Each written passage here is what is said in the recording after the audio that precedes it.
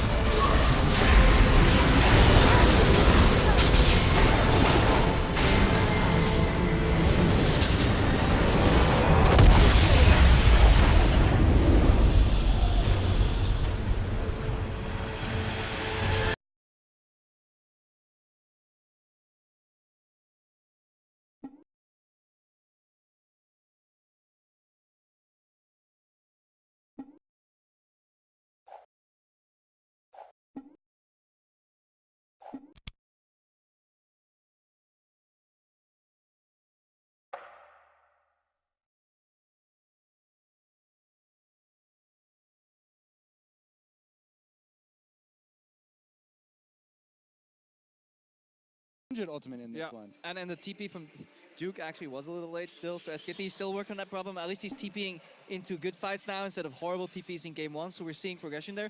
But yeah, RNG, they're very decisive, and when Mata calls somebody, they go ham for him, but that was almost too much. Flash to get a better angle on the Braum ulti, then get back out. Zahu couldn't enter that fight.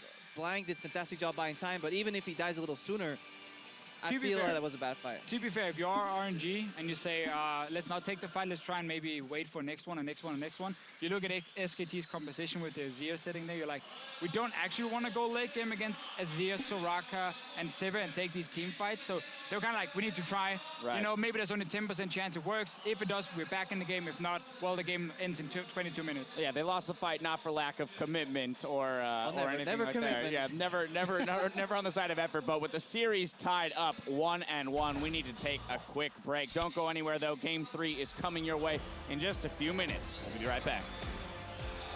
Mid-season Invitational 2016 semifinals. Went to China's Royal, never give up. Korea's SK Telecom is looking to turn this best-of-5 around as the coaches shake hands. Chinese team's a big stun, and Amata gets a summoner heal and says, I have nowhere to go. But it's a turn on by Woosh on the Bang. Can he out-damage, and a great silence comes out. Wow! Amata forced to be pulled back. Bang on the wings. Wolf near there as well. Attack on the side. A great knockback from Baker buys the time. A huge knockup as well. And they're going to start picking up kills. Bang gets one.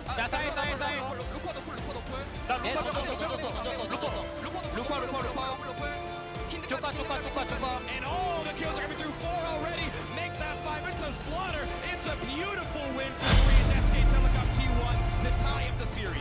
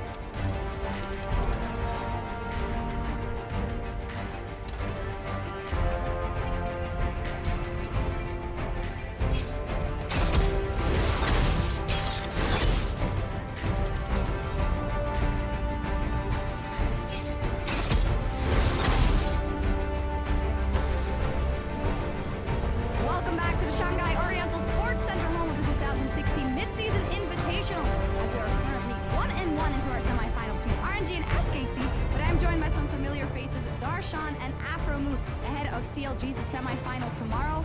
We of course haven't talked to you guys now in a while. You've had time to regroup after that hectic but fantastic for you guys group stage. What's the level of excitement, preparation, and everything like ahead of the big day, Afro? Or Darshan? Darshan, take it, dude. I'm always extremely excited to play, and it's going to be such an amazing match here at MSI. I've never made it so far in an international tournament. We've never had such a big opportunity to prove ourselves to everyone and ourselves. So it's probably the match I'll be the most excited for in my life. Yeah, you talk about proving yourself. In the beginning, it was all, what will CLG do? Will they show up? And now it's totally the different way around. You guys are favorites tomorrow in that match. So how are you kind of controlling your confidence, possibly overconfidence level, also knowing that you're now going into best of fives instead of best of ones and everything will be different? I think we've shown that we're pretty good in a best of 5 series from our past playoff performance as well as summer split last season. And going into that, even though we are the favorites, we're not really paying attention to that too much. We're here to win and not really trying to get caught up in all the hype. All right, of course, if you're able to beat the Flash Wolves tomorrow, that would put you in the final. Now we're seeing your possible opponents then. RNG versus SKT, now all square at 1-1. How do you think the series are going to evolve, Darshan? Playing against both teams, I think SKT is the better team on stage. RNG, how they play in scrims and how they play on stage is very similar because they play very fearless. They're not afraid to go in, but it's also their downfall. They go in too far, they engage when they don't need to engage, and they lose the game off that a lot. SKT is a lot more calculated, in my opinion. They take a lot less risks, but they play a lot smarter, I think. All right, Afro? I would have to agree with Darshan. Great synergy. I think SKT is going to take the series. Probably 3-2, really close. And I was surprised by the first game, how it went, and then the second game was a turnaround stomp by SKT. So that was also surprising, but I'm glad Wolf is picking Soraka. There we go. Well, thank you guys very much. Lovely to check in with you guys ahead of the big game tomorrow from CLG. Confident but not overconfident. And now we're going to dive into Game 3 with our casters here, SKT versus RNG. Thank you very much, Jox. You heard from CLG themselves. They actually thought SKT was the better team. Overall, analysts have 2-1 in favor of SKT as well. And with a game like that, you kind of feel like SKT is a pretty damn strong team. And Darshan just saying what we've been saying pretty much this whole time. 30 RNG's biggest seconds strength is until also their minions greatest downfall, spawn. the fact that they can play fearlessly. And SKT tries to do calculated aggression and calculated absorption of RNG's aggression, and that's really how the series is going to play out. And I think SKT's biggest strength, I mean, they have a lot of strengths, is when they actually know they can finish a game, they are on point with it. Like in 2 seconds, they will take their lead and snowball it quicker than any team I think we've ever seen in the League of Legends. So I think that is something that RNG really can on. It's something that they've struggled with all tournament long. Minions have SKT spawned. never give you that window back. In more of his close games out, he did maybe 10 and 0 heading into that part of the bracket because they was huge comeback losses where they didn't close the game out properly. I do have to say, though, that it's funny, in the close games, RNG was undefeated. It's in the games where they were winning by a bunch that they were able to get come back on. And yeah, I was also surprised to see how I'm glad he's playing Soraka. It's like, do you like winning? You don't want other people to play Soraka because it's your secret pick coming into this tournament. But Wolf has been able to adapt to it, and I'd actually expect a Soraka ban coming into this game in place of either the Alistar or the Maokai, and I think that will have ripple effects into the rest of the ban.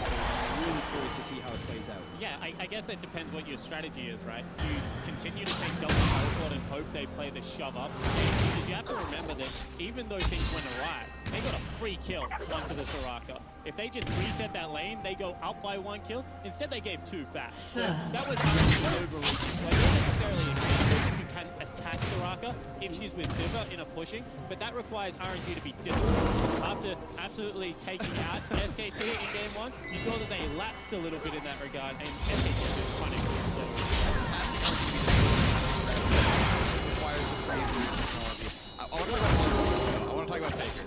Because Faker went off so hard that previous game. He did 22,000 last game versus 4,400 from the counter pick mid laner with 1. In a 23-minute game, damage delta goes up almost exponentially as the game extends in time, and the fact that this was a